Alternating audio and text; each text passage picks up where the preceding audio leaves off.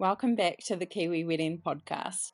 My name is Lydia. I am your host and wedding photographer based in Tamaki Makaurau, Auckland. This is a bit of a different episode. I actually recorded this with our guest back in November, and she actually got married in December. Our guest Devanshi had functions in New Zealand, Auckland and Christchurch, and then a wedding in India in December. So we talked through those New Zealand functions and everything that went into them. No easy feat as well. One of them had a guest list of 500 people, so not just your average little engagement party. And we also talked about what it is like to plan a wedding in India from New Zealand with your partner also being on the other side of the world. Devanshi and her fiance had a semi-arranged marriage, and they also did long distance for most of their dating life, and were talking for quite a while before they even met in person. So it's really interesting hearing about their story of how they met and got engaged. We also chat through all the different ceremonies and traditions that they chose to do for their wedding. It is great to hear about a different culture and even the difference between every Indian wedding, that every single one is unique. She gives some great advice on being super organized, having the right mindset when it comes to social media, how to keep on top of everything when you have huge guest numbers, as well as multiple outfits and events to organize.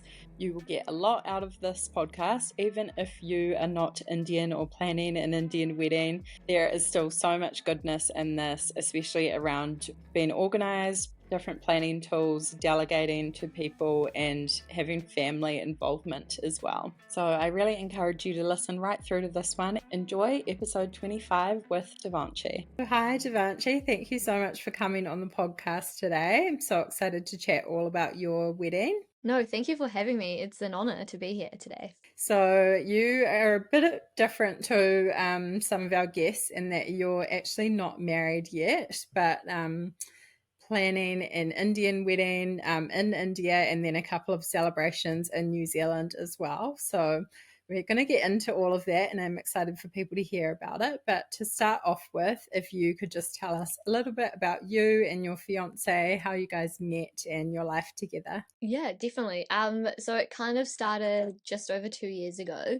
And we don't it was semi-arranged, not like a fully arranged marriage, but it was like semi-arranged in the sense that our parents were involved, which is which isn't normal, I guess in most cases. But yeah, so basically our parents asked us like, do we want to talk to each other? And we both kind of said no. And then a few of his friends like encouraged him to talk to me, and I was encouraged as well to talk to him. We basically kind of met through a mutual friend of ours. There's always like a middleman. So yeah, a family friend of ours who knew both of our families kind of just introduced us and was like, I think you two would be really good together, and I think you guys would get along. And that's kind of when the parents stepped in and like encouraged us to talk to each other, which is always quite scary. But then we did, and then I guess the rest is history. I guess the funny story is I told my mum that before I like decided to marry him, I had to I had to meet him in person. So oh yeah, for context, my fiance lives overseas. He lives in New Jersey, America, and I live in New Zealand, so it's long distance. And we'd never met, so we kind of started chatting online. So I kind of told my mom, I was like, if I like want to marry him, I need to meet him. But this was during peak COVID time, and in New Zealand we had MIQ. So I was like, oh, I don't know. But I applied for MIQ, and like I got rejected the first time because it was so hard to get it. It was basically like a lotto ticket, right? And then yeah, second time I was very lucky and ended up getting MIQ, but it meant that I had to leave New Zealand literally the next day. So I booked it like around afternoon, like late afternoon, and the next morning I had to be a flight over to the States to meet him for the first time by myself. So that was really like I was quite nervous and scared. But yeah, so then that's and I guess the rest is history. What was that first meeting like? Did you kind of click straight away? And yeah, it's just like Yeah. putting a face, meeting in person to all the Yeah, I was messaging. actually really nervous. I was like, "Oh my God, like, am I going to know what he looks like?" And stuff. But we actually just met at the airport. He came and picked me up, which was really nice. And then we like hung out for a bit, and then I ended up staying with my auntie that night. And then it was nice. We got to hang out the next few days. But yeah, it was really nice to put a face to the name and actually just spend time in person together. But no, after there's always like the one few minutes of initial awkwardness, but after that we were fine. So you dated for a while, and then was there a proposal? Can you tell us the story of how that happened? Yeah, definitely. So we were like how many months? It was actually quite a fast proposal. I think we're 6 months into dating. And we wanted to do, so obviously I'm Indian, so we wanted to do like an Indian engagement ceremony. So just to like make it official as well for like our families. So I kind of told him, I was like, before we have our engagement, our Indian engagement ceremony, I want to make sure that you propose to me. So I'd given him a deadline, and I think that helped him pop the question. So yeah, it was really pretty. It was just the two of us, which was really nice, and just like I was still surprised. Like I knew obviously that was gonna happen at some point, but you just never know when or where. So yeah, no, it was really special. Just the both of us. It was at this castle. It's called Pips Castle. In New Jersey, and it was overlooking the New York skyline. Yeah, pop down one knee, ask the question, and then yeah, it was just really special. That moment was just for the both of us, and then we had our Indian engagement ceremony. I think like a week later. So that was really nice to celebrate with our friends and family after that. So Nice. That sounds so cool. What a backdrop for New York. That's amazing. And so, what did starting to plan your wedding look like? And yeah, this might be a little bit different to other people's cultures and traditions. So, can you talk a bit about how your family's involved in the planning, their input as well as yours, and yeah, what that starting process kind of looks like? yeah, yeah, I guess like you said, it's our parents are involved a lot with our wedding as well, just because we consider obviously it's mine and my partner's wedding, my fiance's weddings, but it's also just as much important for our parents as well. And even like our grandparents, like his grandma's a little bit involved, my grandma and like my granddad involved. So it's like nice. It's like a whole family affair. But obviously ultimately like it is we do get the final say, which is nice, but it's nice to have their opinions as well. Planning the wedding was the hardest thing. Like, it's not easy job, especially when you have so many events over so many days. I'm sure we'll touch on that later. But yeah, planning was the first thing was trying to find a location between where I live in New Zealand, where he lives in America. Those were like our first options. But then we decided since we both are Indian and we both were born there, why don't we have the big Indian wedding in India? It just makes it easier for a lot of our friends and family who live there, and for some of our friends and family to travel. I kind of always dreamed about having my wedding in India. Just the way that they do it over there is so different to over here. So that was we were pretty certain, like we knew we were going to have it in India. It was just where in India because there's India is so big. So we looked at a few different places in India, a few different cities, a few different venues, and then we decided on our venue and our location, which is an hour away from my hometown. We kind of knew that we wanted to have a venue where all of our friends and family come and stay with us for a few nights. So just trying to find a big enough venue that catered to all of our needs and also close to an airport. So when we have friends and family coming from out of India, it was easier for them to get there. And also easier for our like grandparents and our elders to travel there as well. So there was a lot to consider when deciding the perfect venue, but what helped was deciding the venue and our date. um and like once I would say like yeah, once you decide the venue and the date, everything else kind of falls into place after that. So yeah, even with the date, we have a guru, so we wanted to ask our guru what date we should go for. So yeah, it was really nice, it worked out with the venue as well. So yeah, that's kind of how we decided our venue and our date. And then we also went over to India, my family and his family, and looked at the venue. Like, that's probably a big tip I would say, is to make sure you go and look at a venue before you like book it, especially online. It can sometimes be misleading. And you can go there, you can feel out the vibe, you can see, you can like try to envision it. So that helped a lot going over there, and even staying. We stayed there for a night as well, just to see what it was like. So that helped us a lot to decide with the venue. Yeah, that's great advice. So, yeah, you've got the kind of big Indian wedding as well as the celebrations in New Zealand, like we said earlier. So, can you just give us a bit of an overview of what that looks like, the New Zealand ones, and then when you get to India as well? Yeah, definitely. So yeah, this whole journey kind of started April 2022. So that's when we had our first engagement ceremony, which was in America. So that was a great one with all of Sahuja's family and friends from over there. So then we knew that since we decided to get married in India, we kind of always wanted to have something in New Zealand as well, to make sure that we I can also celebrate with all of my friends and family over here. So then we decided to do a function in New Zealand. We actually did two functions, just because I lived in New Zealand. I mean, I lived in Auckland for a few years as well, so I've also made a lot of friends and family up there. So yeah, we did the bigger function in Christchurch, just because that's where I grew up and have been here for like more than 20 years. So yeah, we did a function here which had around 500-ish people. And yeah, that's a lot for that's pretty normal in Indian culture, I guess. But it is a big function.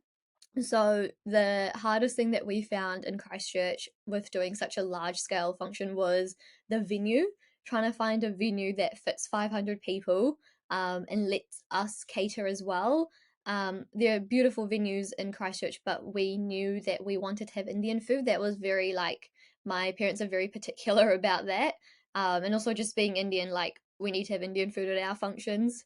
So trying to find a venue that let us have our own food and held 500 people was quite tough, but we were very lucky. We found a venue out in Lincoln, the Lincoln Event Centre, which like ticked all of our boxes, which was perfect. And then yeah, we decided to do the function here. Had a makeup artist, a hair artist, video, a photographer, and then we decided to do a videographer as well, just to remember everything by video, which was really nice. And then I had friends from basically all around New Zealand come to that one, and even Sahuja's friends, four of them flew from America to come to attend the function, which was really special. So yeah, that was the function we had in Christchurch, and then we did a similar one up in Auckland as well. So we just called it pre-wedding dinners, just because in India we can't have 1,000 people at our wedding. It's just too hard. Also with our venue as well, like with accommodation and everything. So we decided just to do these two big functions here, and then only call our close friends and family over to India. Yeah, nice. That's a good way to do it in lots of different events. And yeah, so you talked a little bit about struggling to find venues for those events. And then how did it go with finding vendors and stuff? Like, was there anything difficult about that process? I think it just takes time trying to find the right person who understands what you're after as well.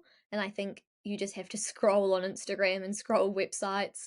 I found Instagram to be the best option actually, especially with hair and makeup. Just being able to see the artist's other work as well, to see, to make sure they understand kind of what I wanted. I didn't do a makeup trial for these functions, but I did do a makeup trial for my wedding functions over in India. But trials are really handy to have, or if you do, especially if you don't know what look you're after, it helps a lot. But yeah, no, just through, yeah, Instagram and just scrolling and messaging and making sure the artists were available. Another tip I would say is, we had our function in September, and I booked my makeup, my hair and makeup in February. So I think getting in early and just booking that really helps. So you get first choice as well. Otherwise, I know they are really busy and they get booked up. But no, otherwise it was really good. And the decorator was amazing. We hired a decorator, and she was just incredible. And like she went over and like above and beyond, and like sampling was really helpful, knowing what something was going to look like before we even did it for the day, just to make sure it was what we wanted. So we had a few samples with her as well. So that was really helpful. But otherwise, yeah, everything ended up falling into place with photographers and videographers. So yeah. Nice. And so you said you had about 500 people at the Christchurch one, and then was it like 200-ish in Auckland? Yeah. Yeah. How did you find, did you kind of have like a limit on guest lists for both those events, and did you have to narrow it down, or it was just something you wanted to include everyone in? Yeah, so I think you definitely need to set a limit, otherwise it could you could end up calling 1,000 people. So with the Christchurch one, it was definitely um a lot of my parents' family and friends as well, along with my friends and family. There definitely gets to a point where you do need to have a limit. We kind of said 550 was our limit, just to make sure, because also catering purposes as well. Same with Auckland, we said 200, especially the venue we had in Auckland was a lot smaller. So even they had the capacity of only 200. So that made that part a lot easier. And then the Christchurch one, yeah, definitely at 550, we like had to cap it. Just otherwise, you can end up with 800 people. And but that's definitely one thing that I think I not regret, but I think if I were to do it again for the 500 people, we sent out the invitations individually. So I think next time I would definitely have an online platform to keep a track of all the RSVPs. I think that was something that, yeah, I would definitely change next time. Yeah, I can imagine that would be a lot of admin for that many guests for sure. It was, yeah, And there's so many good like wedding websites and online platforms now. yeah. So good advice. So did those kind of events, what did they look like? I guess it was sort of like wedding receptions, just like a big dinner. Did you have sort of like speeches and dancing? Yeah, so it was kind of like a reception before we even got married. So yeah, everyone kind of it was quite chill. Like we didn't want to have too many formalities, but it was just everyone was there together, lots of mingling. A lot of people hadn't even met my fiance just with the long distance aspect. So it was just nice to finally introduce him to a lot of our friends and family. Everyone came along, like you get photos. There was dinner. We had a big buffet, like I said, Indian food.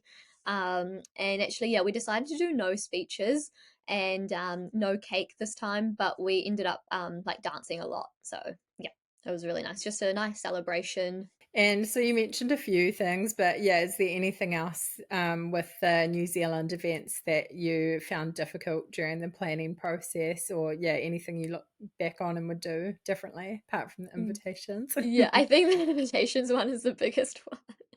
I think for me personally, it was nice to have a decorator instead of doing it ourselves. Also, just with we had so many friends and family coming from out of Christchurch that we were also hosting. So keeping on top of that, we had Sahaj and his family. And there's just always something going on. We did some of the catering ourselves as well. So also like the kitchen side. So it was nice to not stress about the decorations for once and actually outsource that.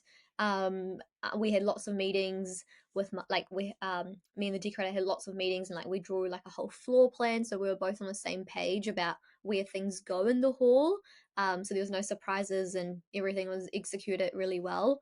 But no, I think it's just having that communication with everyone on the day as well to know where it needs to be at what time. And like I'm quite organized and I'm quite lists and everything, so I had a whole like kind of like a run sheet timeline thing for that day of like this is when we start hair and makeup, this is when the photographer comes to get our family photos, like so it was nice. Like for me, I needed that to keep me calm.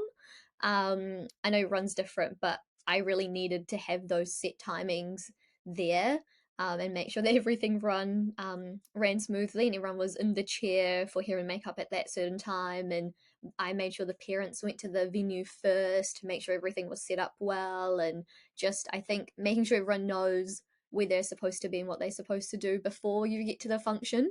But no, I think otherwise, like, everything went really smoothly. Yeah, nice. That's great advice. Definitely have a run sheet, no matter how big or small your day is. So helpful. So, can you tell us a bit about your Indian wedding celebrations and, yeah, what that looks like, how many days it goes for, different events, and yeah, you're kind of like two families, both Indian but from slightly different parts, like coming together. So yeah, can you touch on what that looks like and a few of the like significant traditions involved? Sure, yeah. So Indian weddings are very complex. So even though I'm Indian, someone else is Indian, it can still be really different. So you have to figure out what's important to you as the couple, what traditions are important to your family as well. So me and my partner are from different parts of India, and his dad's side of the family is actually South Indian. So they have a whole different set of norms and traditions and stuff they do. So we definitely wanted to incorporate some of the South Indian traditions into our wedding as well. So yeah, so I was trying to figure out everything. So my wedding, my first function actually starts on the 8th of December. And the last function we have is on the 18th of December. So so it goes over a span of 10 days, which is quite a lot. But just to squeeze in all the events and also give us time to breathe as well. So we're actually having a function basically every second day. We decided to do functions every day, but then it was just going to be too much for everyone. So then we decided to span it over every second day. So just to help everyone out. So yeah, so we have the first function we have is a prayer with some saints for me. So even though me and my like partner, like fiance, getting married, like we also do stuff not together as well. Like my family has our own traditions that we do, and his family will have his own traditions that they will do. So my prayer is going to be the first function we have, and then the not the next day, but the day after, we have another function.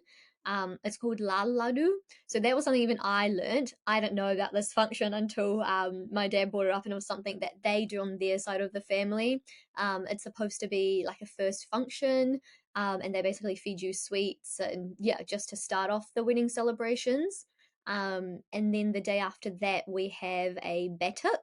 So a batuk is something that is from Ahmedabad. So I'm from Ahmedabad. So it's a very Ahmedabad thing to do. Basically, it's at your house and all of your friends and family come and you just like hang out, you eat dinner, you might dance just to make it feel like there's a wedding in the house. So that's another function we have. And then on the day after that, we have something called a mameru. So a mama is your uncle. So it's a function hosted by your uncle and grandparents for the bride, just to be like my niece is getting married sort of thing, and they give you presents and yeah, just like another lunch sort of thing. But that function is very important to my uncle. That's his role in the wedding. So you can kind of see like a lot of Indian weddings, like a lot of family members have their like roles and stuff that they play. So then we have that, and then that evening we have another batuk, which is just sitting again, meeting all of our family, hanging out. Also, what happens is everyone is normally so busy, so you don't get to see your family as much. So having a wedding is an excuse also just to hang out with your family, meet everyone. And for us, it's going to be really special because we have my uncle and auntie coming from America. So it's just like it's going to be a big family reunion for us this time, which will be really nice.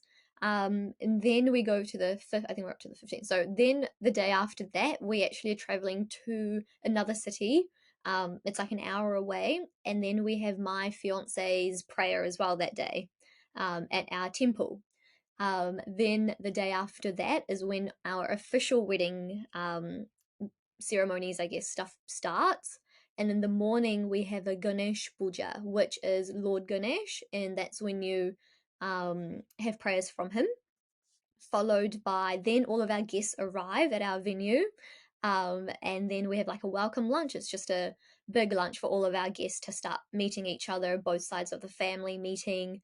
And then after lunch, we have a function called the Biti or the Haldi, which is when everyone puts turmeric. It's like a turmeric paste on the bride and groom. It's kind of there just to, it's like a pre-glow like facial before you get married. It's just tradition. We do it. That's yeah. So we have the haldi ceremony. That gets pretty wild because like your family puts it on you really nicely, but your friends they just go a bit crazy. So then after the haldi ceremony that evening, we have my henna ceremony and the sangeet. So henna is like the stuff you put on your hands. It's you get it done for weddings. It's quite traditional to for the bride and her the people that are around you or your friends and family to get it done as well. The bride like goes up quite high. Like I plan on getting my henna done like up to my elbows. Everyone else will probably get a lot lower, and then I'll get my feet done. So I have my henna ceremony. And then after that we have our sangeet, which is a it's a dancing ceremony where everyone, so I have some friends and some family who will be like performing for us, and then it's just like an open dance floor. So that day is going to be quite full on. So it'll be quite a busy and long day, but it'll be fun just having everyone there together. Will just make it nice to celebrate. And then the next day we have a South Indian ceremony. So this is something new to me as well. And this was something that my fiance's grandmother really wanted, and he's the only grandson, and she helped raise him and everything. So he's really special to her. So this was like the least we could do, and we want to make sure that she's happy as well. So we decided to do this South Indian ceremony where the bride and the groom sit on a swing, and they sing us songs and like they shower us in like flower petals. So we're doing that ceremony as well in the morning, and then we have the wedding. So the wedding itself, Indian weddings last at least an hour. There's like so many different steps that happen. So it kind of starts off with the groom. So the groom enters, he has his own parade basically before he even gets to the venue, in a car with like drums and all that. So he'll like kind of enter that way. Then he's greeted by my mum and my family to like welcome him, and then he goes down the aisle and he does something first, like a prayer first, and then I enter, and then that's when our wedding ceremony starts. And then in that ceremony there's like five or six other ceremonies that happens within that one ceremony. So I'm still learning as well. Like once you sit down, once you start to get married, you're like, oh my god, what steps do we need to take to make sure we're married? So yeah, so that's been interesting as well. And then after the wedding, we're having a reception. That's pretty standard. And then the next day we just have breakfast with all of our guests as well. So that's everything. Wow. So much. It's so cool to hear about all those different traditions and ceremonies, and yeah, so special and interesting. And yeah, almost like some of the ones you didn't know about. Do you feel like you had to like study about it, or your family's kind of teaching you the yeah, different traditions and things that will happen? Yeah, absolutely. Like I'm still learning, like the la ladu. Like I still don't fully know what's gonna happen that day, but that's okay. Just And go then with it when you get yeah, exactly. And it's nice to see like all of our like other aunties and uncles like all excited about it. Like I think it definitely makes me more excited. And seeing like everyone wanting to do this and wanting to have this event. So it is really nice. And then I guess for all of these events you have to have outfits. So I think I have 13 outfits in total. I counted the other night. Wow. Yeah, I was just going to ask about that as well. What do the outfits look like? So around 13, so you almost have, is it like a different one for each ceremony or day? And yeah, what did that process look like? Did you get them all made? Did you find them? Yeah, that was that's a big process. It takes so much time, and trying to find 13 outfits that aren't the same color is really hard. So yeah, we definitely started with the main functions. Just it's a lot easier knowing that we're doing these functions.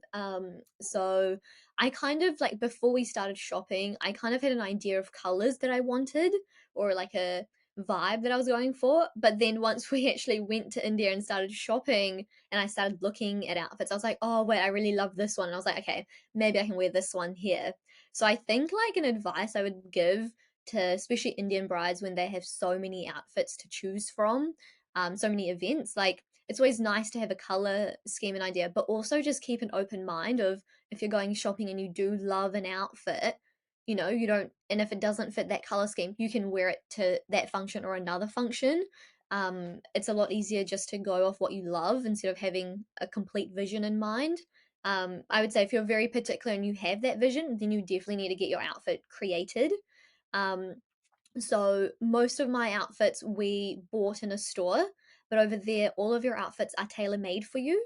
So then they go away to get for your measurements. So these two outfits, no, three, I think 3 or 4 outfits that I did get made specially in the sense we had gone to a fabric store and there were some fabrics and materials that we loved. So through that, then we went and got it designed. So we've done that a few times with a few of my different outfits, but that process is a lot and that takes a lot of time. We were lucky enough that we started our wedding shopping in December, January of last year. So we've been shopping for a whole year. So we knew that we had the time to get some of these pieces created. But like, so one of my dresses is still not made. So it's taken them quite a long time to get it made because they give you samples, you like this, you don't like this, and you send it back. So it does take a lot of time. Um, but they somehow always get it done somehow, but they always stress you to the last minute. But yeah, so and then trying to get my outfits and then trying to get my partner's outfits to make sure that they either match or color code and stuff. So it's a whole process and it takes a lot of time. I think yeah, we've been to India 3 times this year just for all of the wedding shopping and wedding stuff. So yeah, it's a process. Yeah, I was going to ask that too. What has that whole planning process looked like? So there's been a bit of flying back and forth. And yeah, you obviously mentioned that there's a lot of family involvement and different people kind of hosting or helping organize all the different events. And are you working with a wedding planner as well? Yes, so I do have a wedding planner. He's based in India, and so when we chose our venue, with the venue there was 3 options for wedding planners. It's a lot easier going with wedding planners who have worked with that space and know the rules of the venue. So we chose one from over there, but my wedding planner only covers 2 of my days. So I still have the other 10 days, or like, sorry, the other 7, 8 days that we are planning ourselves. So that's like me, my mum, my dad, my sister, my grandparents, like my uncles. So everyone kind of has their own function that they are kind of in charge of. So my uncle and auntie, so one of my uncles and aunties, they're in charge of all the batuks, as the batuks are going to be held at their place. So then they know that they need to help in that, obviously. So yeah, there's lots of different people involved in different events. But the wedding planner has helped a lot. Just being based over here, it's hard for us to get stuff done over there. And then yeah, going back and forth has helped a lot just to be able to do things in person, like seeing the venue and like figuring out, oh, this decoration can go here and this decoration can go here, and I want this in the entrance and stuff, has helped a lot. And then also just for clothing and jewelry. Jewelry is another huge part of Indian outfits. So just once we decided all my outfits, then it was jewelry time, and then you have shoes and handbags. So 13 outfits. It's not easy, and this is just my outfits. Then we help. Like we as a family, you do it together. Of like you help your mom, you help your sister, you help your dad decide all their outfits too. So it's a process. I think I'm done with shopping for a while now. The stores and places we visited, it was great. Like it was good fun, but also stressful because you only have a certain amount of time to decide. Like we're not in India for months. We're literally there for 2 3 weeks, and you have to be able to make a decision fast. You can't look at 100 outfits. Like I wish I had that time, but it also made me choose and make a decision. Like the wedding dress was the hardest. I think I tried on around 20 to 25 wedding dresses, But then it was very easy. Like I walked out, everyone was just like, wow. And I was like, this is like, you just know when it's the one. And I think that's the one that definitely takes the most time. But with your other outfits, like if you love it, then you should just buy it. It's kind of good to have a bit of those time restraints as well, because yeah, if you had kind of like 2 years to decide, then you might be changing your mind all the time, or like styles change. And yeah, it's like good, just forced to make a decision straight away. Yeah, definitely. I did change one of my outfits actually. We went into the same store to go pick up our outfits and they were like, "Oh, we've got new collection, like if you want to see it." So then we had a look and then I was like, "Oh, I love this outfit." So then I ended up changing one of my outfits. But that's okay. Like in Indian like I'll still be able to wear my other outfit somewhere, so it's okay. And do you have like a bridal party as such as well, or is it just all family? Yeah, so yeah, I actually had my bachelorette a month ago now actually. Yeah, so I decided so yeah, it's that hard balance of like since it's an Indian wedding, traditionally we don't have bridesmaids because bridesmaids actually don't serve a purpose in our wedding. Like while I know like over here like your bridesmaid, they walk down the aisle with you, they stand up there with you, but in Indian culture that doesn't happen. So I was umming and ahhing about do I keep bridesmaids, do I not? But then I was like, you know what? I'm also from New Zealand. So it was like I wanted to integrate both our cultures. So then I was like, you know what? I'm going to have bridesmaids. So yeah, I do have some bridesmaids. And yeah, they threw me a really nice bachelorette last month. It was a weekend. Two, three of our friends flew from Auckland and Wellington and Hamilton, which was really nice and just a nice way to celebrate. Yeah, I think I kind of also needed that just with all the wedding stuff. It was nice to have a weekend to celebrate where I didn't have to plan anything. So no, they just did such a fantastic job and it was really fun. And they know that on the day of the wedding they will not be standing there with me, but they will be there in the front row. But yeah, so I think it's just making sure like I made sure that they knew what their role was kind of as a bridesmaid. But yeah, it's just yeah, trying to figure out between the both cultures and how to balance that.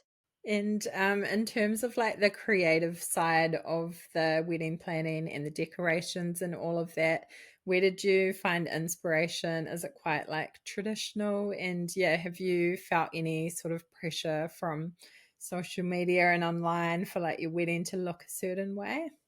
Yeah, 100%. I think that was the biggest thing I struggled with this year was social media. There's so much content out there. So there is the good and the bad of like it has been good to get some inspiration, some ideas, but it also makes you be like, oh my gosh, will my wedding live up to the standard? Will the wedding be amazing? Will people love it? Or is it going to be cool?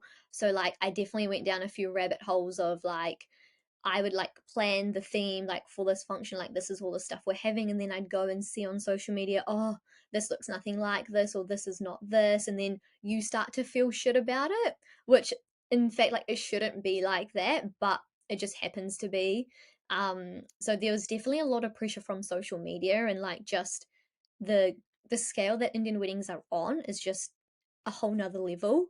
And the thing is, people go to Indian weddings, like especially in India, like our family and friends go to so many Indian weddings as well. So it's like, how do I make my wedding different, or how do I make my wedding unique? And that was something that I definitely like struggled with a little bit. But then like talking to my fiance about it, and he was like, "Look, he's like, our wedding is going to be different because it's us. We're getting married. Like you have to remember that, and you have to remember why we're getting married." He's like, "You're marrying your best friend. Like that should be the main important thing, not the decorations, not what you're gonna wear, but it's like it's got to come back to us." And I'm like, "You're so right," but being a girl, I think also just want to make sure everything looks pretty, and like I'm in marketing as well, so I think that has helped me and also not helped me in that sense. Like being in marketing, like I'm so particular about the small details and the finer details, and I know that like some people don't even care about that, but it's yeah, it's a curse and a blessing at the same time. So yeah, the pressure of social media has been quite high. I definitely had to go and unfollow some wedding pages just to make my life a bit easier. Like now we like have decided like this is our theme, this is what we're doing, because then it's so easy to just keep adding and adding. but where I also have to keep the budget in mind as well and make sure that like we don't have an unlimited budget, right? There is a set amount there. But Pinterest has been really good, just giving ideas and color schemes and like vibes and stuff. It has been really good, but you have to be careful that you don't end up spending heaps and heaps of time on there. But it's a good way to start. I think it was really helpful just to get the vibe, and like figure out color schemes and things. It has been really helpful in that sense. But yeah, definitely have to be careful about it too.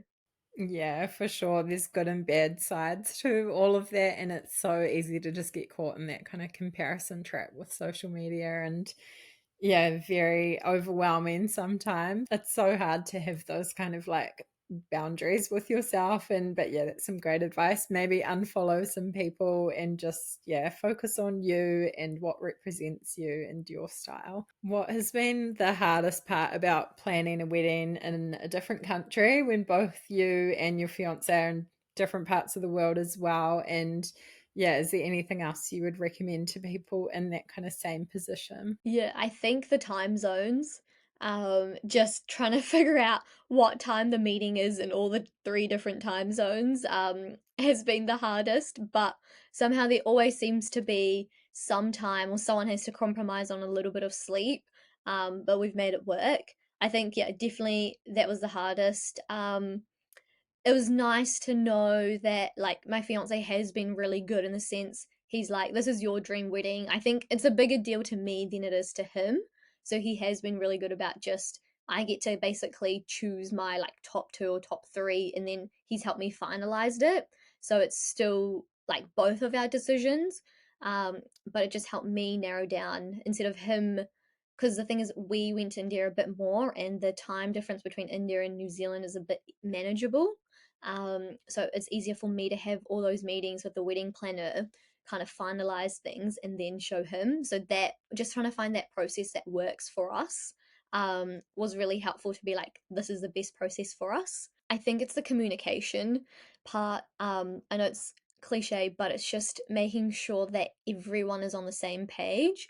So making sure that like what vision I have for that event is the same as my wedding planner, is same as my fiance, and then both of it, both sets of parents understand that as well, and just making sure everyone is very clear, on that. Like for us, like our parents have been, both sets of parents have just been like just as involved with everything as well. For us, like it's always nice for me, especially like just to get my parents' idea. Like they've been to weddings, they also know what's going on, just to be like cool, like they like this as well, then I'm like, okay, this is good, then it must be good. It's always nice to have that second opinion. But yeah, I think just the communication between everyone, um, that part is really important, especially like when you're sending out invitations, like making sure like we say that we're sending out our invitation, so then you can send out yours or they send out theirs, like just making sure that we're all kind of doing it together, because we definitely have quite a lot of mutual friends as well. So making sure like if one family sends it out and then 3 weeks later another family sends it out, so just that communication, making sure everyone's on the same page and everything, has probably been like the biggest tip I'd give to people. That's great advice. Communication is so important. I normally ask people about their budget, which I think looks a bit different for the maybe typical white wedding in New Zealand. But yeah, with so many different celebrations, and yeah, in both different countries as well, I think it looks a little bit different for you guys. But yeah, can you talk a bit about how that sort of works with your families being involved and contributing towards it as well? Yeah, definitely. So yeah, it's quite different in the sense, in Indian culture, it's very typical for your parents and even grandparents and uncles to contribute, to different functions. So like I said, like we have a function where my uncle is hosting that function, so he will contribute to that function as well. And then even with the bride and the groom's parents, so in Indian culture, both of their parents contribute. Traditionally, I think it's the bride side that do the wedding and the groom side that do the reception. But that's like very traditional. So we've kind of decided to share a lot of the costs.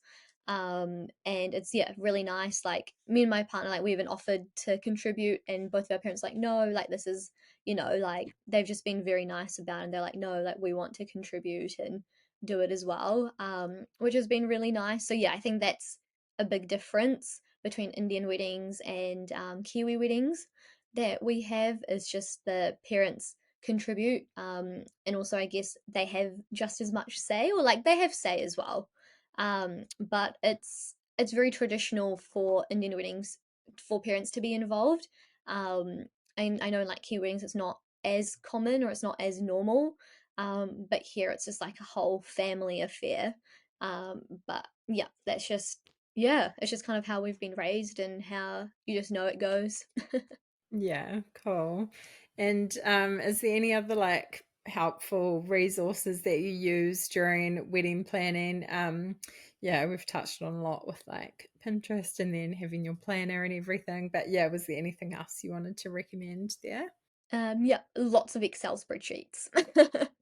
Just with the different countries, writing everything down has helped a lot. Like I thought maybe I'll be able to remember it, but I can't. And I've definitely learnt that the hard way. Like having lots of lists. Like I have so many Excel spreadsheets for so many different things. Like just even being here, like I've got my like hair and makeup artist is like their name, their number, like how much we have to pay them, like when is the deposit due, when do we pay their other account, did we do a trial, like having all of that recorded has helped so much. And also just thinking like, if for whatever reason I'm not like, I don't know, I can't contact them or someone else needs to contact them for me, making sure that they have those numbers or it's like printed somewhere.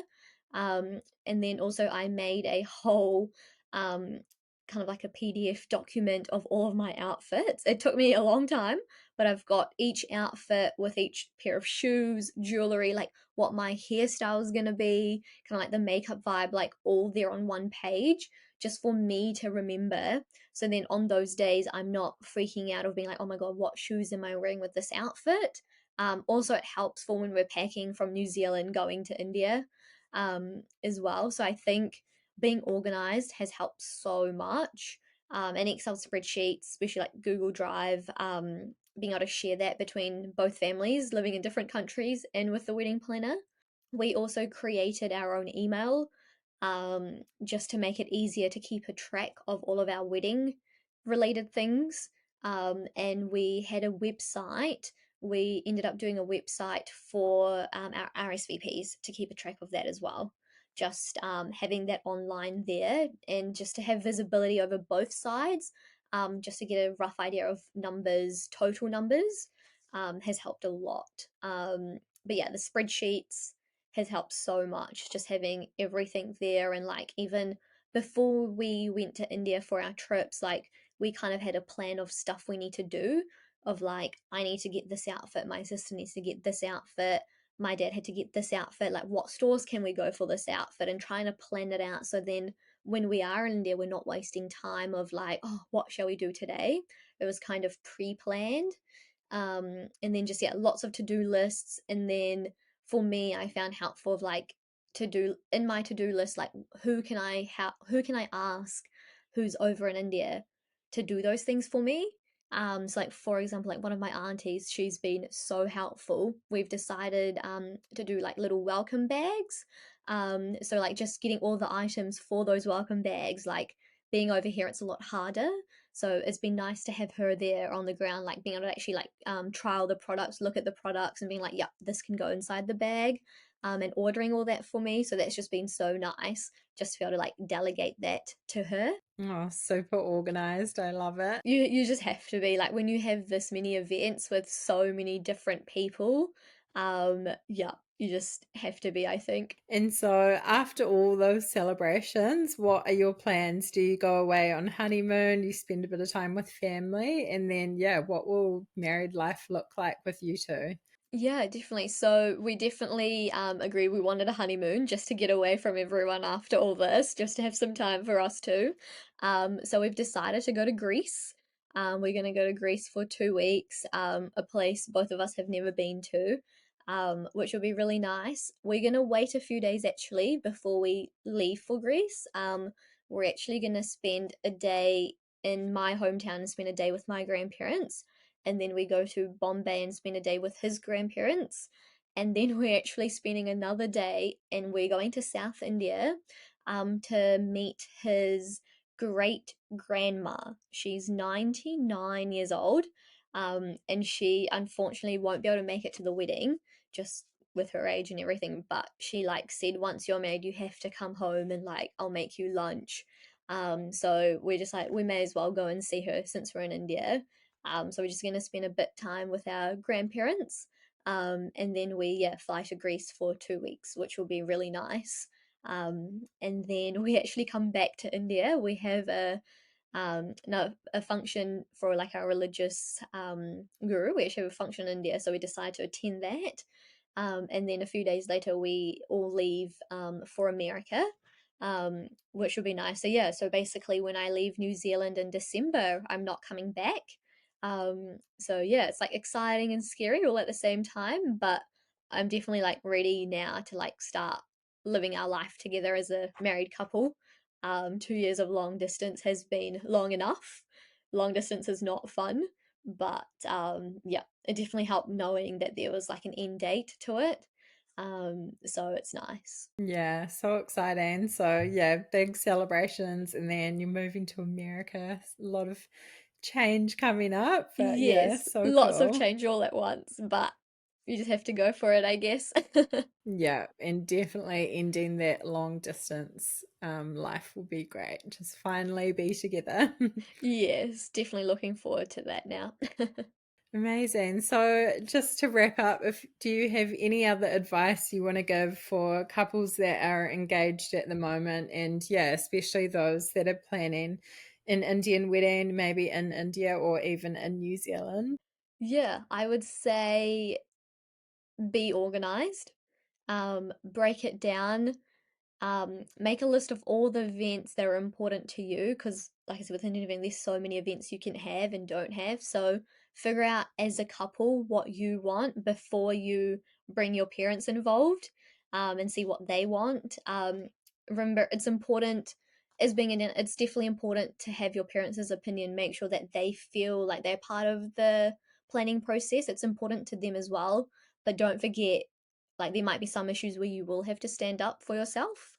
But yeah, just be organized, and enjoy the process. It is really fun. It is stressful at times, but make sure that you enjoy it because you're never going to get that chance again.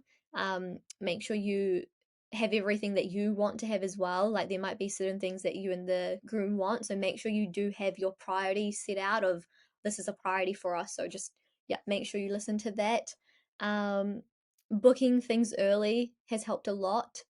Um, and then just, yeah, enjoying those events when you are there, not stressing about anything else, and just really taking in that day, and just enjoying it with your friends and family because, like, they're there to celebrate you. So, yeah, have a good time. Wise words for sure. Is there anything else you wanted to add on as we finish? It's been so great to chat.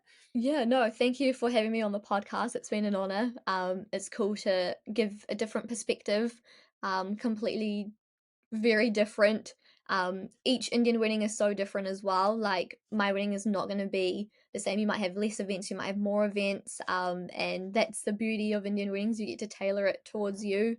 But no, just enjoying the process and enjoying your wedding day. Can't wait for people to hear this episode. Definitely great to have, yeah, a different perspective and talk about a different culture because there's so many different types of weddings out there. So, yeah, it'd be great to share this. Thank you so much. No, thank you so much. Have a good day.